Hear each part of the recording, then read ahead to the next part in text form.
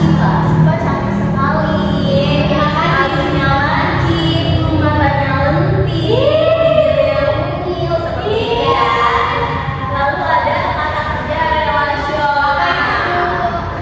Dan yang keempat ada kata kerja keterangan. Menjelaskan mengenai waktunya kapan, gitu ya contohnya. Dan selanjutnya ada pasar. Iya, ini coba ibu sebelum pasar aku. Iya, sebelum kalian baca ini, apa yang ada apa yang kalian pikirkan mengenai gambar-gambar ini? Rame bu, rame.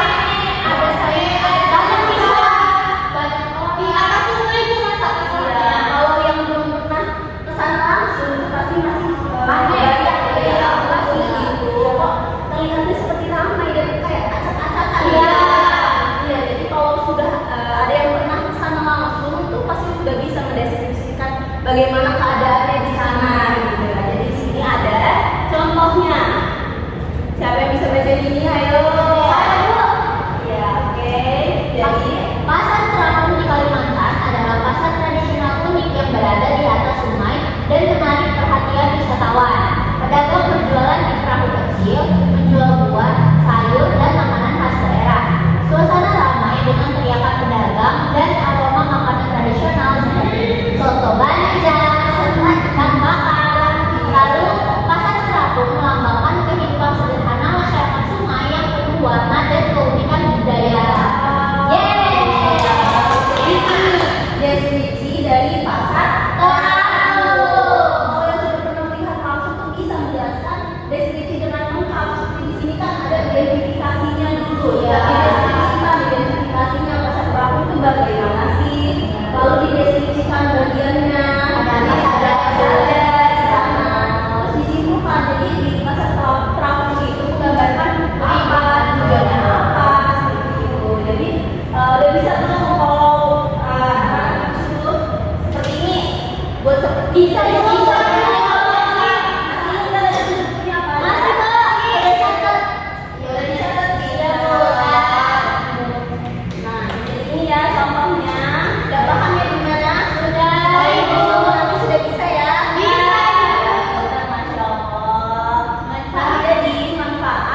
dari teks deskripsi itu yang pertama mendeskripsikan atau membantu pembaca untuk memahami objek dengan detail dan akurat. Lalu yang kedua membantu pembaca akan membayangkan bentuk, warna, dan suasana dari suatu objek. Dan yang ketiga mempermudah penyampaian gambaran suatu objek kepada orang lain secara efektif. Ya paham ya pasti apa aja manfaatnya. Setelah kita memahami tadi ya sudah paham semua kan apa aja. Kalau sudah paham jenisnya ada berapa tadi? Ada empat. Apa aja? Ya siapa yang masih ingat? Saya bu. Ya apa ya? Subjektif, objektif, spasial dan impresionistik. Apa strukturnya?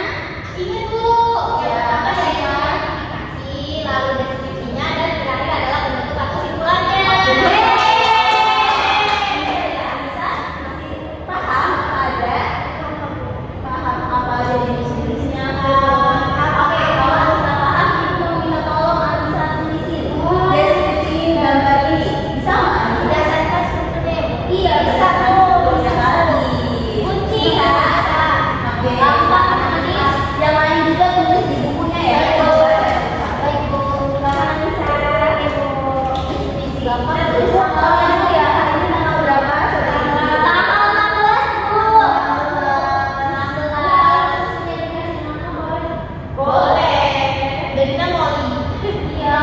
Di sini ada apa aja? Dia kan pakai kalung. Kan dia laki-laki, di sini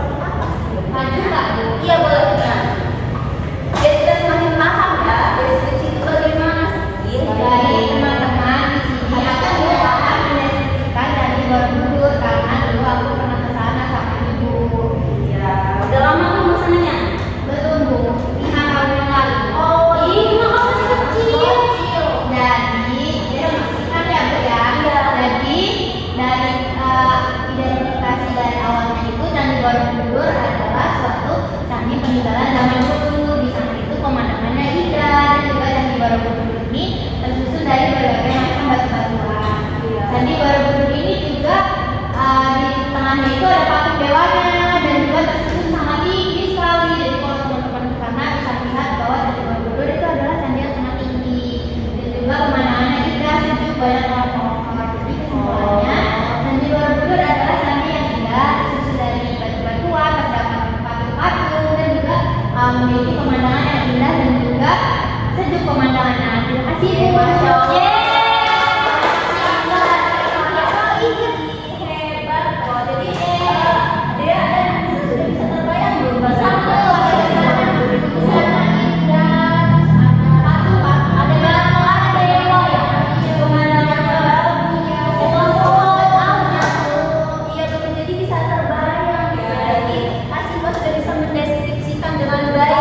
Masya Allah. Sehingga dia ada sering menjadi memperhatikan bagaimana sih keadaan di Candi Borobudur ini.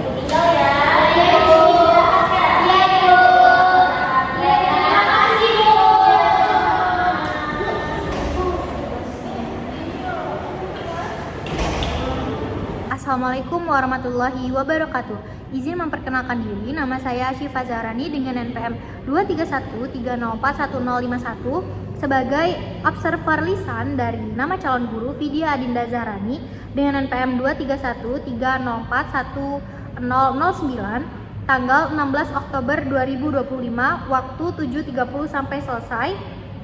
Topik teks deskripsi kelas 7 semester ganjil atau semester 1 pengajaran bahasa Indonesia. Hal-hal yang akan diamati, komponen yang pertama yaitu penguatan verbal. Kata-kata seperti benar, bagus, tepat, dan bagus sekali, komentar tepat. Lalu kalimat pekerjaan baik sekali, saya senang dengan pekerjaanmu dan pekerjaanmu makin lama makin baik, komentar tepat. Penguatan non-verbal, yang pertama yaitu penguatan berupa mimik dan gerakan badan, lalu penguatan dengan cara mendekati, lalu penguatan dengan sentuhan, penguatan dengan kegiatan yang menyenangkan, penguatan berupa simbol atau benda, serta yang terakhir adalah penguatan penuh dan tidak penuh, komentar tepat. Lalu cara penggunaan, yang pertama penggunaan kepada sekelompok siswa, penguatan kepada sekelompok siswa, komentar tepat. Lalu penguatan kepada pribadi-pribadi tertentu tepat, memberi penguatan dengan segera, komentar tepat, dan variasi dalam penggunaan juga komentar tepat. Lalu yang terakhir ada prinsip penggunaan. Yang A, kehangatan dan keantusiasan, komentar tepat. Yang B, kebermaknaan, komentar tepat. Dan yang C, menghindari penggunaan respons yang negatif, komentar tepat. Baik, seperti itu saya akhiri. Wabillahi taufik walhidayah. Wassalamualaikum warahmatullahi wabarakatuh.